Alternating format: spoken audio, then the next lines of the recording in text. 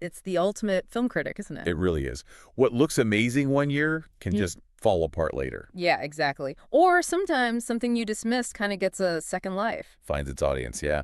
So today we're diving deep into a really fascinating case of this. The 1986 fantasy film Highlander.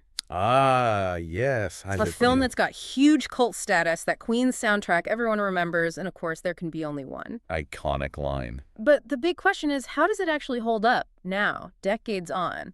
Does it still work? Well, that's exactly what we're digging into. Our main source here is a pretty detailed 2012 review. It's from someone who absolutely loved the film when it first came out. Okay. Like a lot of people did. Right. But then they watched it again, years later, and their perspective, well, it shifted. Ah, the rewatch test. Always dangerous. It can be. So our mission is to unpack that. Is Highlander's enduring appeal down to genuine quality, or is it mostly just, nostalgia glasses? Gotcha. So, let's set the scene for you listening. The concept is pretty ambitious, spans centuries. Definitely. It follows Connor MacLeod, that's Christopher Lambert, and the story jumps around a lot.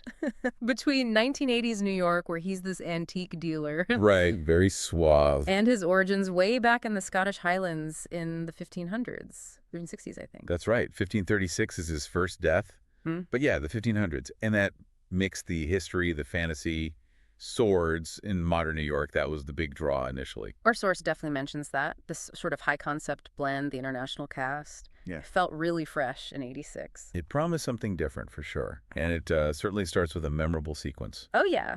Right into the action. That weird, shadowy car park scene under the stadium. Madison Square Garden, yeah. MacLeod's fighting this guy in a suit. Very 80s businessman vibe. And it ends, well, decisively. Decapitation. The only way to kill an immortal, as we learned. But then there's that huge burst of energy, right? The sparks, the lightning. The quickening. Exactly. And MacLeod just sort of absorbs it all. That's the core mechanic being established right there. Which must have done wonders for the stadium's electrical system, I imagine. Probably not. But what does that quickening actually mean for these guys? It's not just power, is it? It's more than that. Oh, absolutely. It's everything. When an immortal is decapitated, the winner absorbs all their knowledge, their skills, their memories, centuries of experience. Wow. So each win makes you exponentially more. Precisely. Smarter, stronger, more dangerous. It adds huge weight to there can be only one idea. The final winner would literally hold a collective experience of all immortals. Okay, that deepens the concept considerably. It's not just fighting. It's like a transfer of historical consciousness. You got it. And the film uses these present-day fights to trigger the flashbacks. So we jump back to Scotland. MacLeod's first death. Right. He gets fatally stabbed in a clan battle by the Kurgan. Yep. The main villain, played terrifyingly by Clancy Brown. A truly brutal character. And MacLeod's clansmen carry him off. The reviewer made a point of mentioning their skirts, or kilts. Yes. A memorable detail. But then MacLeod just recovers miraculously from a death blow. That's the big reveal for him. It is, but it backfires with his own people. They don't see a miracle. They see witchcraft, the devil. Yeah. So they kick him out. Cast out completely. Yeah. Which leads him eventually to Sean Connery's character. Ramirez. Juan Sanchez Villa-Lobos Ramirez. What a name. An exotic Egyptian who's actually Spanish but sounds distinctly Scottish, of course. Naturally. And he's the one who explains the rules. Immortality, the prize, the quickening, the whole deal. That's the mentor figure. He lays out the mythology. It's a really strong setup on paper. Action, history, mythology, Connery. Sounds like a recipe for a classic, right? You should hold up. But this is where our reviewer hits the brakes. Yeah, the reassessment part of the source gets pretty critical. What's the main takeaway? The big conclusion is blunt. Yeah. The film is not aged at all well. Just hasn't held up. Ouch! Why not? The biggest issue seems to be how aggressively 1980s it is. It's not just dated. It's almost defined by its era. So much so that it undermines the whole timeless fantasy aspect. Exactly. The set design, the costumes, the editing, that non-Queen synth score, and then there's the dialogue and acting. Ah, the script. The source wasn't kind, was it? Called it pretty poor and what was it? A veritable cheese fest? That's the one. A real festival of cheese. And that seems to impact the performances. Like Christopher Lambert, the reviewer found his performance shockingly bad on rewatch. Yeah, delivering lines with no style or substance, which is harsh, maybe. Okay, hold on. I have to push back a bit here, based on what fans sometimes say. Isn't Lambert's stiffness kind of the point? How do you mean? Well, he's playing a guy who's centuries old, from the Highlands, trying to blend into 80s New York. Wouldn't he be awkward, a bit detached? Maybe that wooden quality. Maybe it works for the character. That's actually a really interesting point. A charitable reading, perhaps, but plausible.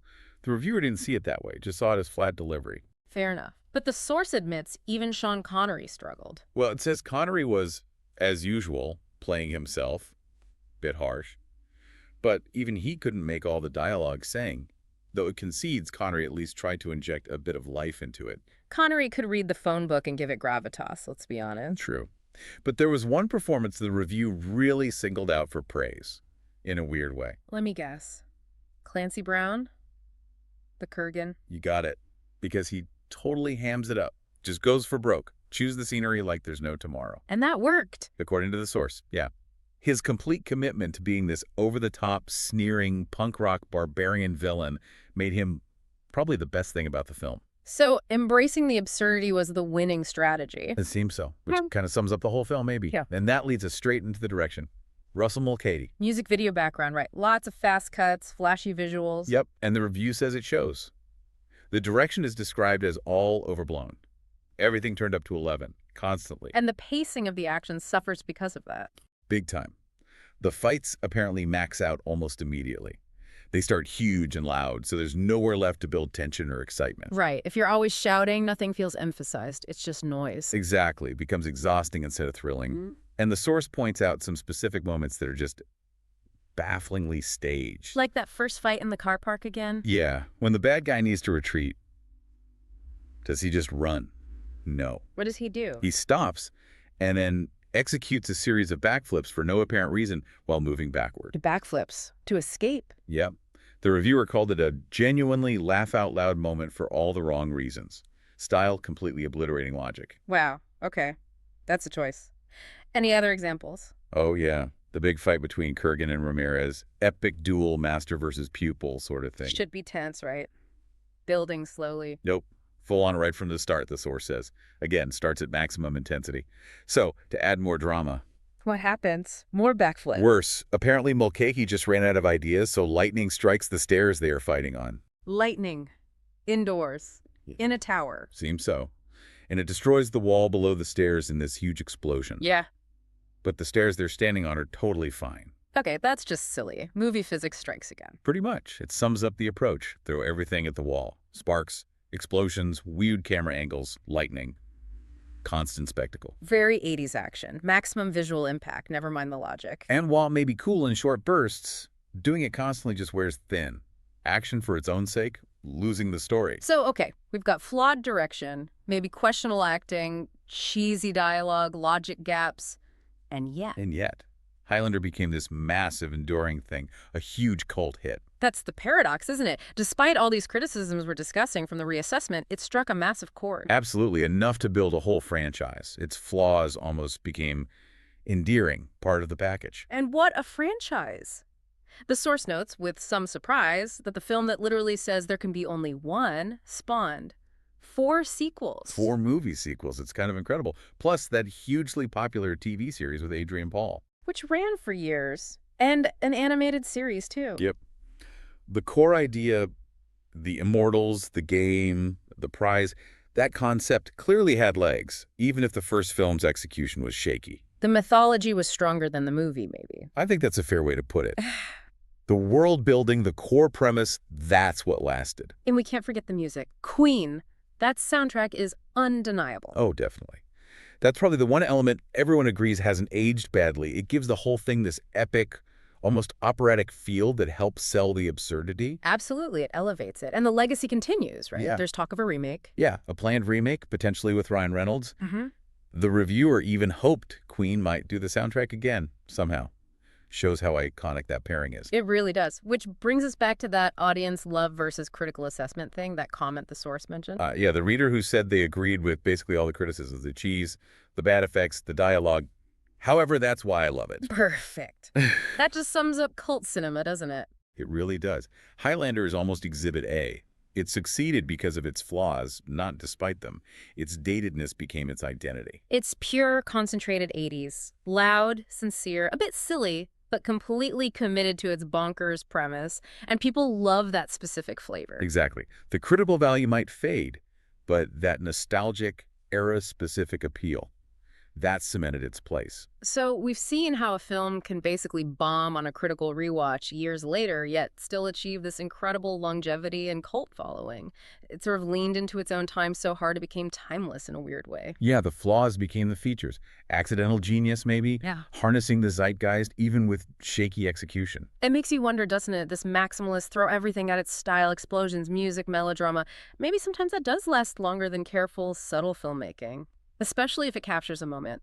It's a fascinating question. Does that kind of high-effort, low-logic, sincere cheese fest, as the reviewer put it, ultimately prove more endearing than something more restrained? What does that say about what audiences connect with long-term? So let me ask you, listening, what other films have you gone back to years later and found to fall into that same category? You know, the ones you still love, maybe even because they're kind of a glorious mess.